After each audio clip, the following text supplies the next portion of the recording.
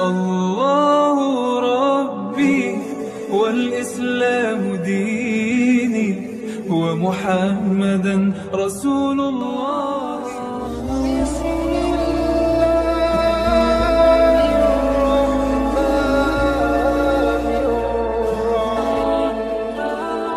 Al-hadi niyah kelihatan soleh. Al-Fatihah.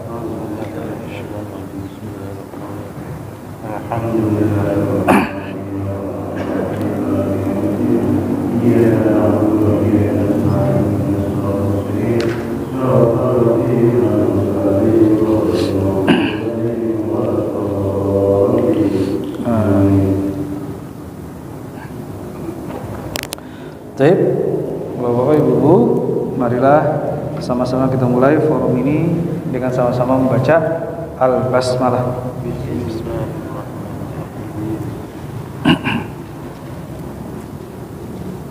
Kita lanjutkan diskusi kita.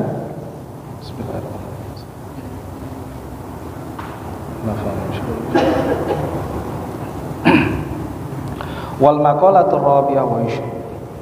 Maqalah yang ke-24. An Muhammad ibn Ahmad rahimahullah ta'ala fi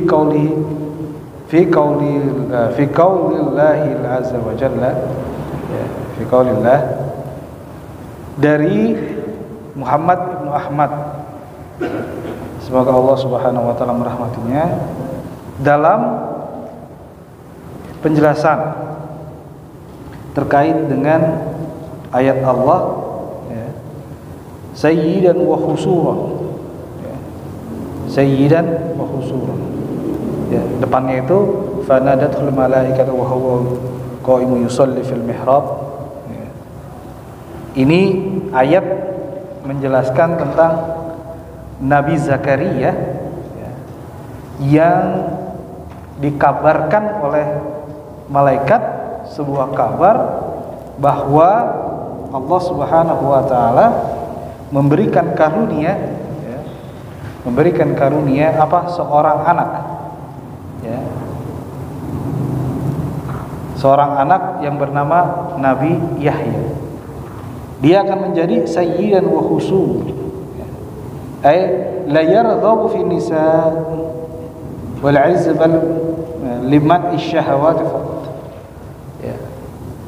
Nabi Yahya adalah seorang yang selalu membentengi diri, ya, terhadap syahwat-syahwat, terutama syahwat yang ditimbulkan dari lawan jenis, ya. Nabiyan minas sholihin, ya. Dan juga qala Syekh Muhammad telah berkata, Syekh Muhammad zakarallahu sayyidina Yahya alaihissalam.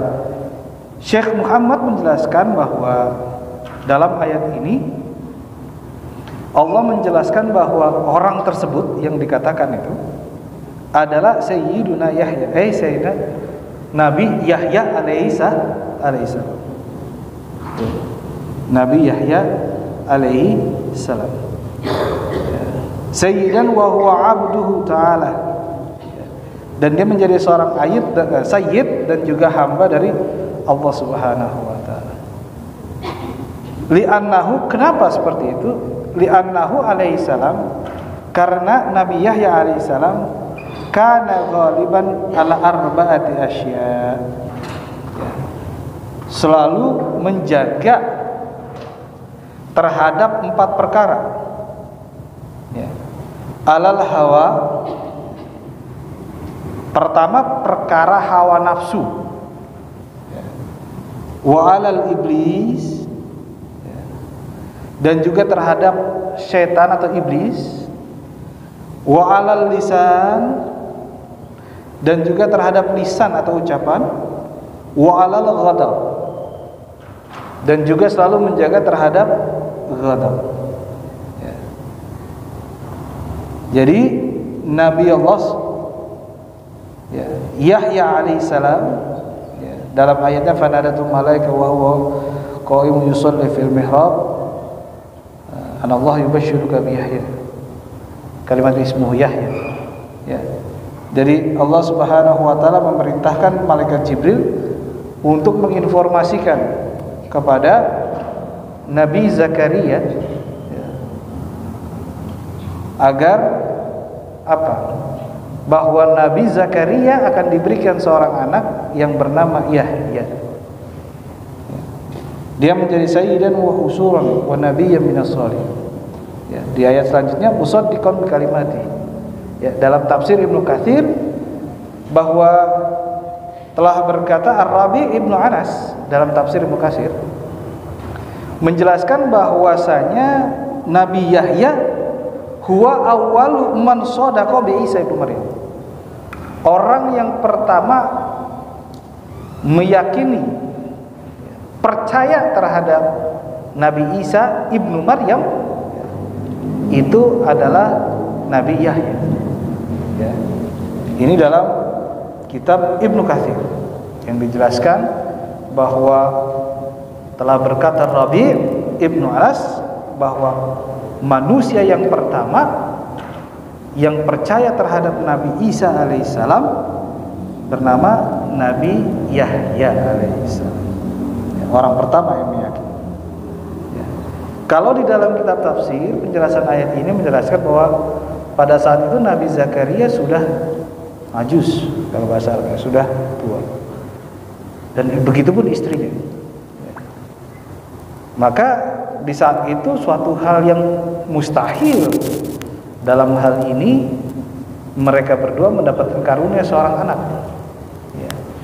Tapi Allah Subhanahu wa taala jika ingin berkehendak maka terjadilah kun fayakun. Ya. Di dalam Al-Qur'an kalau kita lihat kesempurnaan Allah itu sudah lengkap Pak Haji. Ya. Bahwa Allah menampakkan zat dan kesempurnaan itu sudah lengkap. Yang pertama adalah apakah mungkin Allah menciptakan manusia tanpa ada manusia? Sudah yakin, pasti bisa. Yaitu Nabi Adam alaihissalam. Apakah Allah Subhanahu wa taala bisa dan mampu menciptakan manusia ada ayah tapi tidak ada ibu? Bisa. Ya. Kondisi yang kedua tidak ada ayah tapi tidak ada ibu, bisa istrinya Nabi. Nah, kondisi yang terakhir, apakah bisa ada ibu tidak ada ayah? Ya.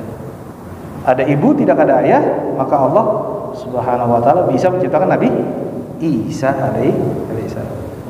Jadi tiga tadi sudah lengkap. Ya. Tanpa ayah ibu Allah bisa.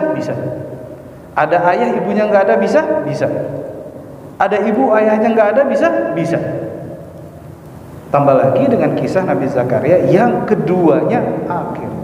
Keduanya sudah ajus, sudah tua, sudah berumur. Dari tiga kondisi mustahil saja bisa, apalagi cuma dalam keadaan tua dan sudah tidak muda lagi. Apakah bisa? Allah Subhanahu wa taala bisa menciptakan. Ya. Bahkan ini adalah suatu hal yang di dalam kitab Ibnu Arabi dalam tafsirnya Rahmatu minar Rahman fi tafsir wa isyaratul Quran, beliau dengan gamblang menjelaskan tiga kondisi inilah yang menunjukkan manusia bahwa Allah mampu ya, dengan zatnya menciptakan manusia, bahkan menciptakan alam semesta sudah ditampakkan oleh Allah Subhanahu wa taala di dalam Al-Qur'an. Nah, tetapi ada manusia yang menolak itu, menolak argumentasi, menolak informasi itu. Karena kenapa? Karena yang kedua, Pak Haji, ya, godaan iblis yang datang. Ya. Siapa iblis? Iblis itu adalah salah satu, kalau kita baca kitab Ibnu Katsir ya, salah satu pemimpin para malaikat ketika Allah memutus para malaikat untuk memerangi makhluk yang selalu menumpahkan darah. Ini diceritakan oleh Ibnu Katsir dan ditafsirkan oleh Ibnu Katsir dalam ayat yang berbunyi a'udzubillah wa idz qala rabbuka lil malaikati inni ja'ilun fil ardi khalifah qalu ataj'alu fiha may yufsidu fiha wa yasfiku ad-dima wa nahnu nusabbihu bihamdika wa nuqaddis lak qala inni a'lamu ma la ta'lamun. Wa 'allama Adama al-asma'a kullaha thumma 'aradahum 'ala malaikah. Faqala anbi'uni bi asma'i haula'i in kuntum. Pada ayat ini Allah menjelaskan bahwa pada satu ketika Allah memanggil para malaikat. Lalu apa yang Allah katakan kepada malaikat? Wa idz qala rabbuka lil malaikati inni ja'ilun fil ardi khalifah. Saya akan menciptakan manusia, ini bahasanya. Bahasa biar mudah dipahami. Seorang manusia sebagai khalifah di muka bumi ini. Para malaikat bertanya, qalu ataj'alu fiha ma yufsidu fiha wa yasfiku dima. Bukankah pernah dulu engkau menciptakan makhluk di muka bumi itu lalu mereka menumpahkan darah? Lalu Ibnu Katsir menjelaskan pemimpin yang merangi makhluk itu adalah yang bernama iblis, yang memerangi mereka. Dan bahkan penjelasannya dalam kitab Ibnu Katsir, saking hebatnya iblis, Allah memberikan privilege, memberikan kemuliaan pada saat itu untuk bisa beribadah di langit dan di bumi. Ini dinukil oleh banyak kitab tafsir, Pak, bahwa iblis seperti ini. Ya, iblis seperti itu. Cuma yang menjadi masalah adalah ketika Allah Subhanahu wa taala memerintahkan seluruh malaikat untuk bersujud. Ya. Illa iblis aba wastakbar. Kecuali yang bernama iblis, aba, menolak, wastakbar, enggak, mengagungkan dirinya. Di dalam ayat-ayat Allah Subhanahu wa taala berfirman, "Hai iblis, kenapa kamu enggak mau sujud ketika ketika aku perintahkan kau iblis untuk sujud?" Qala ana khairu minhu. Karena kesombongan iblis berkata, "Saya lebih baik ya Allah daripada dia. Khalaqtani min nar wa khalaqtahu min tin." Ya. Engkau ciptakan aku dari api, sedangkan dia diciptakan, atau Adam diciptakan dari tanah. Tentu kondisi saya lebih baik dan lebih superior. Ya, menjadikan qala fa innaka minar rajim. Ya, kamu adalah makhluk yang tercela. Tapi iblis berkata, "Anzirni ila yaumi yub'ats." Ya Allah, kalau engkau laknat aku, maka tangguhkanlah hidupku sampai hari kiamat nanti. Qala innaka minal munzirin.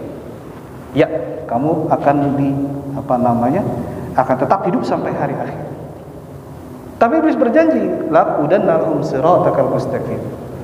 Baik, ketika engkau memberikan itu, maka akan aku sesatkan umat manusia dari sirat, dari jalan yang lurus. Iblis juga menjelaskan bahwa la'atiyannahum, saya akan datang ya Allah di manusia dari depan, belakang, kiri, kanan, atas, bawah, sehingga hatta la tajidu aktsarahum syakirin. Sampai engkau ya Allah sedikit menjumpai, kalau saya memahami, sedikit menjumpai di antara manusia orang-orang yang bersyukur. Keistimewaan tadi ya, dalam ayat ini yang dikatakan oleh sayyidan wa husurun wa nabiyyan minas salihin, lalu dipahami dan juga dijelaskan oleh Syekh Muhammad dalam kisah ini bahwa Nabi Yahya adalah sayyidan wa huwa abduh, dia seorang sayyid ya. Maaf, ini sayyid ini artinya Tuhan. Sayyid jangan diartikan yang lain. Sayyidan wa huwa abduh, tapi dia seorang hambanya Allah Subhanahu wa taala. Kenapa? Karena dia itu menjadi selalu meninggalkan, selalu memperhatikan, selalu aware bahasanya terhadap 4 perkara. Yang pertama adalah al-hawa, nafsu. Dia selalu memperhatikan dan menjaga nafsu. Ya. Inna nafsa la'amaratun bisu'. Nafsu itu selalu mengajak kepada keburukan. Ya. Wa ala iblis tadi, karena sudah jelas iblis memiliki ketetapan yang ditetapkan dalam dirinya untuk selalu mengganggu manusia dari berbagai macam cara, dengan berbagai macam cara. Ya, Pak Haji Muhammad nggak mungkin digoda iblis dengan Misalnya hal-hal yang tidak baik, tapi Pak Haji Muhammad digoda iblis misalnya dengan setan, yaitu apa? Memperlambat sholat, lebih mementingin kerja. Orang yang menyatakan dirinya haram dengan minuman keras, tidak akan pernah iblis menggoda dengan minuman keras, bahasa gitu. Orang yang menyatakan diri perang dengan minuman keras dan paham bahwa minuman keras itu haram, iblis nggak akan menggodanya. Dia akan digoda dengan hal yang disukainya, tapi itu adalah apa? Menyesatkan. Latihan nahun baini. Ya. Jadi kalau orang kaum sufi mengatakan bahwa kita akan digoda oleh iblis sesuai dengan apa yang kita sukai. Ya. Contohnya begini Pak Haji. Contohnya simpelnya begini. Kita senang ke masjid. Nah ini contoh yang mungkin harus dipahami lebih detail. Kita senang ke masjid, tapi ketika kita ke masjid, kita ingin menimbulkan al-kibriya, kesombongan Pak Haji. Contohnya misalnya baju kita paling bagus, baju kita paling mahal, sarung kita paling bagus, atau bahkan kita pengen dibilang orang soleh. Nah ini juga masalah ya.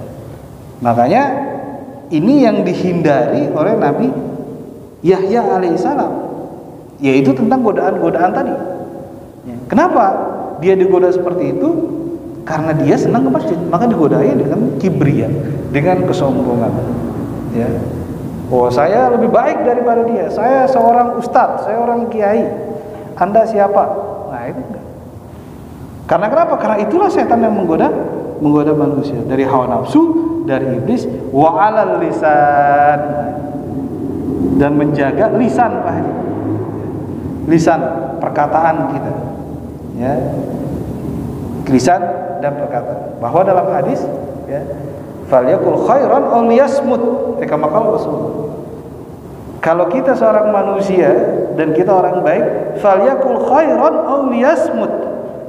Omongin yang baik atau diam. Nah itu. Nah tapi kita sudah shifting nih Pak Haji. Mungkin kita bisa mengedukasi anak-anak kita ya, bahwa perkataan-perkataan yang tidak baik itu sering sekali dijadikan hal yang wajar di kehidupan kita modern. Ya mohon maaf, misalnya kata-kata seperti itu. Bahkan mereka senang sekali menggunakan itu. Padahal itu kata-kata yang dalam tanda kutip ya tidak baik. Ya. Nah ini yang menjadi masalah juga alisan. Falyakul khairan aw liyasmut dalam hadis. Sebaiknya kita mengucapkan hal yang baik atau diam. Ingat Pak Haji bahwa banyak kejadian di sekitar kita itu yang intinya adalah perkataan. Ya. Perkataan manusia. Atau bahasa kasarnya yang pernah kita lihat, provokasi terhadap hal yang tidak baik. Sehingga itu menjadi apa? Bisa menjadi chaos. Bahkan bukan merusak satu orang, bahkan bisa merusak banyak orang. Banyak bisa merusak mungkin negara kalau misalnya perkataan itu tidak baik diungkapkan sebagai tindakan provokasi. Atau bahkan dalam hukum Islam bisa dikategorikan sebagai makar dalam arti. Di dalam hukum Islam Pak.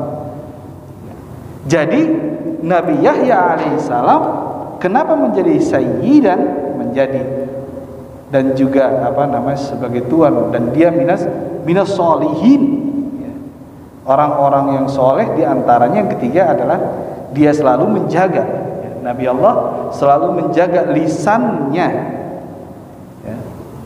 Nah yang terakhir, wa alal ghadab, marah Pak. Nabi Allah Yahya itu selalu menjaga dirinya terhadap marah. Ya. Kenapa? Ya itu rahasia Allah. Jadi memang manusia itu kalau sudah marah itu hilang akal sehatnya. Ya. Bahkan manusia jika sudah dalam kondisi itu, mohon maaf, suka pemikiran atau tindakan yang di luar batas itu bisa terjadi Pak. Ya. Maaf, contoh kasusnya KDRT, kekerasan dalam rumah tangga, itu karena suaminya marah atau istrinya marah. Ya. Tetangga mohon maaf saling hujat atau bahkan timbul perbuatan yang melanggar hukum misalnya. atau perbuatan yang nanti ujungnya memiliki ketetapan hukum. Itu juga dari apa? Dari marah. Ya, kalau dalam masyarakat kita. Nah, tetapi dalam hal ini Syekh Muhammad dalam ayat ini menjelaskan bahwa parameter orang-orang soleh yang Allah jelaskan melalui Nabi Allah Yahya alaihissalam, ya, parameternya itu ada 4 dan itu diperhatikan dengan baik. Yang pertama adalah menjaga nafsu, ya, bukan menghilangkan nafsu, Pak Haji. Kita nggak bisa menghilangkan nafsu, karena nafsu itu adalah fitrah. Ya. Manusia diciptakan dengan hawa nafsu. Kita diciptakan dengan hawa nafsu, Pak. Tapi menjadi masalah adalah bagaimana kita bisa memanage nafsu negatif menjadi positif. Ya, itu menjadi masalah. Ya, semuanya ingin memiliki nafsu. Iya, kita ada orang yang berkata kalau gitu kita hilangkan nafsu kita. Nafsu nggak bisa dihilang, karena itu merupakan fitrah. Tetapi bagaimana kita bisa memanage nafsu yang negatif menuju nafsu yang positif? Contoh misalnya gini, kita nafsu dalam beribadah karena kita ingin selalu bertemu dengan Allah. Apakah nafsu itu positif? Apakah nafsu itu negatif? Tidak. Nafsunya adalah positif. Tapi yang menjadi masalah adalah kita selalu nafsunya itu digunakan ke ranah negatif, sehingga lebih tendensi daripada nafsu yang negatif itu perbuatan yang tidak baik, dan bahkan menjadikan kita adalah makhluk yang hidup. Wal maqalatul khamisah wa ishrun, maqalah yang ke-25, an Ali radhiyallahu taala anhu karamallahu wajhah, dari Sayyidina Ali ibnu Abi Thalib. Beliau berpendapat bahwa, atau beliau berkata, la yazalu din wa dunya qaimain, agama dan dunia akan tetap hidup. Saya ulangi, ini perkataan dari Sayyidina Ali ibnu Abi Thalib, sahabat baginda Nabi Muhammad SAW. Ya. Dunia akan tetap hidup, dunia akan tetap berdiri, dan agama akan tetap hidup dan berdiri kalau ada beberapa perkara. Madamat arba'at asya, kalau 4 perkara ini masih hidup. Tapi dunia dan agama, atau agama dan dunia akan hancur kalau 4 perkara ini sudah tidak ada. Apa perkara yang pertama? Madamatil agniya la yabkhuluna bima khawwal. Jika masih ada orang kaya yang murah tangan, ada orang kaya yang murah untuk memberikan hartanya, karena pada hakikatnya harta itu adalah titipan dari Allah Subhanahu wa taala. Bisa jadi di harta kita itu adalah rezeki orang lain. Ya. Kalau masih ada orang agnia, orang kaya, mereka tidak pelit untuk memberikan apa yang telah Allah berikan kepada mereka, maka agama dan dunia masih akan terus berdiri. Yang kedua, Pak Haji, ya, madamal ulama yu'allimuna bima alam. Kalau masih ada ulama, alim ulama, maaf, ini alim ulama, ya, yang mau dan masih mau mengajarkan apa yang mereka ketahui, maka dunia itu masih tetap hidup dan masih tetap berdiri. Begitupun dengan din, dengan agama. Maaf. Yang ketiga, madamal juhala la yastakbiruna amma lam ya'lam. Ya. Selama orang-orang yang tidak tahu, ya. Kalau di sini juhala katanya agak keras, orang-orang bodoh maksudnya gitu. Yang dimaksud orang bodoh adalah orang yang tidak mau tahu. La yastakbiruna amma lam ya'lam. Kalau orang-orang yang tadi, orang-orang yang tidak memiliki pengetahuan, tidak menyombongkan dirinya karena mereka tidak tahu, maka agama dan dunia masih akan terus berdiri. Nah. Yang terakhir, Pak Haji, madam al-fuqara la yubi'una akhiratahum bidunya. Kalau orang-orang fakir itu tidak menukar atau tidak menjual akhirat mereka dengan dunia, maka dunia dan agama akan tetap hidup. Dalam hadis dikatakan oleh Rasulullah, kadal fakru ayyakuna kufran. Ya. Kadal fakru ayyakuna kufran. Terkadang kefakiran itu menuju ke kekufuran. Ya. Fakir itu terkadang fakir menuju ke kufuran. Nah, kalau di dalam mazhab Asy'ariyah seperti kita, bahwa itu adalah orang yang tidak menerima dengan qada dan qadarnya Allah Subhanahu wa taala. Nah, kalau ada orang fakir yang tidak menukar akhirat mereka dengan dunia, maka dunia ini dan agama masih akan tetap hidup.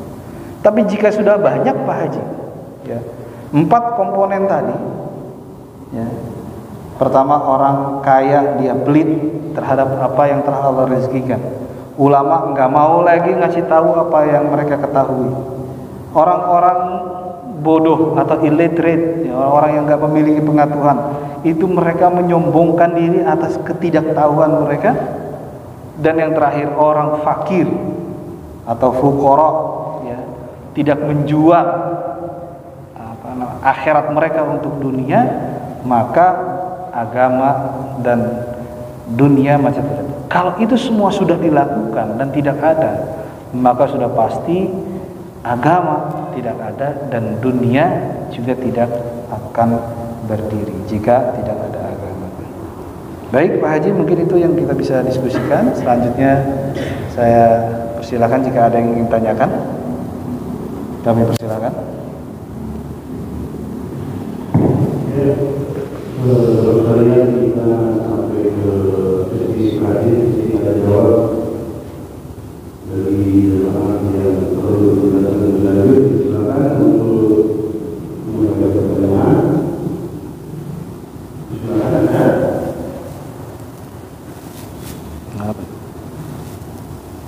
Tidak ada.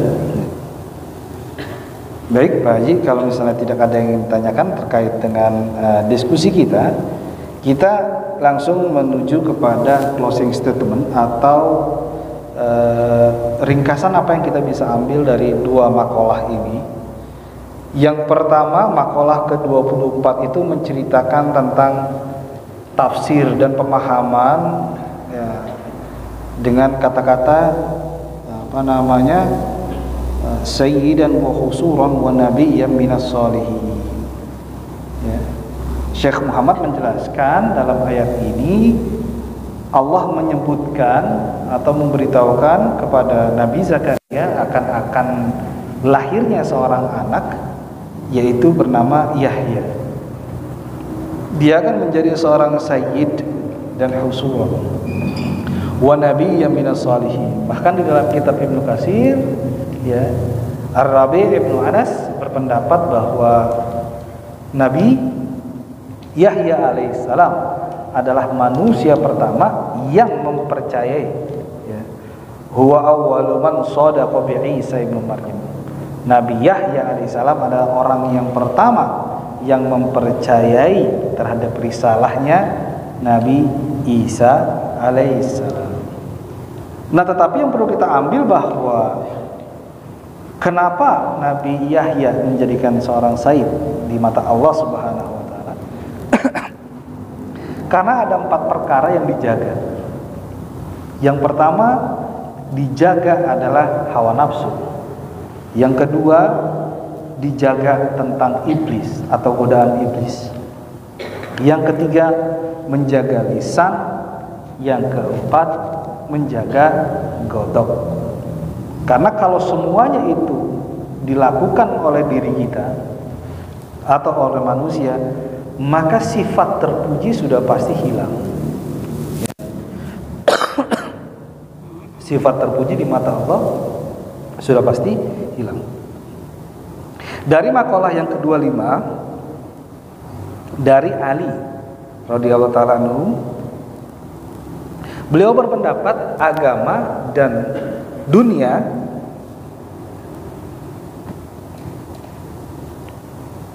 akan terus berdiri kalau 4 perkara ini masih berlangsung. Yang pertama, orang kaya masih suka atau orang kaya memilih untuk memberikan hartanya, yang pada hakikat harta itu adalah amanat dari Allah Subhanahu wa taala. Yang kedua, masih ada ulama yang mau mengajarkan apa yang diketahui. Yang ketiga, apabila masih ada orang-orang yang illiterate, orang-orang yang tidak tahu, tidak menyombongkan atas ketidaktahuan mereka. Dan yang keempat, kalau masih ada fakir, orang yang fakir tidak memperjualbelikan akhirat untuk dunia. Kalau 4 perkara ini masih ada dan berlaku di tengah-tengah masyarakat kita, maka agama dan dunia masih akan terus berdiri. Jika 4 komponen tadi sudah ada di tengah-tengah kita, ya, orang kaya pelit, ulama diam, artinya tidak mau memberikan ilmu pengetahuan. Orang yang illiterate, dia menyombongkan atas kesombongannya, atas ketidaktahuannya, dan orang fakir berbondong-bondong menjual agama, akhirat demi dunia. Kalau itu terjadi, maka agama dan dunia itu pasti akan hilang. Baik Bapak Ibu, ini yang bisa kita tarik kesimpulan dari 2 makalah ini. Insya Allah memberikan manfaat bagi kita semua. Amin. Untuk selanjutnya, Bapak Ibu, marilah kita kirim Al-Fatihah terutama kepada para muhsinin, muhsinat, para pengurus masjid di seluruh dunia, agar Allah Subhanahu wa taala memberikan keberkahan dunia akhirat bagi kita dan mereka. Al-hadiniyah, dunia salihah, wa ila hadratin Nabi Mustafa. Al-Fatihah.